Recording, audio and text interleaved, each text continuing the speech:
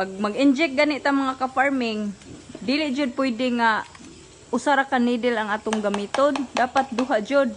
Lahi sa ang needle nga gamito nato sa pag-inject sa baboy niya, lahi pod ang needle nga atong gamiton sa pagkuha sa tambal.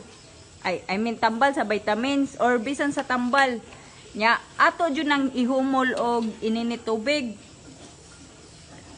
Nya para magod ang rason magod anak mga ka-farming kay para dili mag-contaminated ang tambal or ang vitamins kay once nga gigamit ang needle gigamit na nimo pag-inject sa lawas sa baboy niya, mao na poy imong itusok din ha sa vitamins or sa tambal.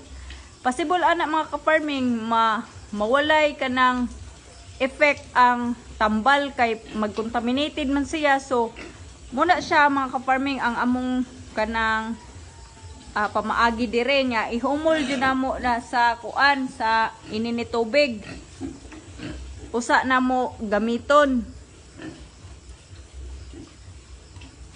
sa katud daing mga wala makarelate, pasabot day aning mga nay mga marka sa among mga baboy kanang kuan day kanang pasabot ana human na sila giinjikan marka na siya.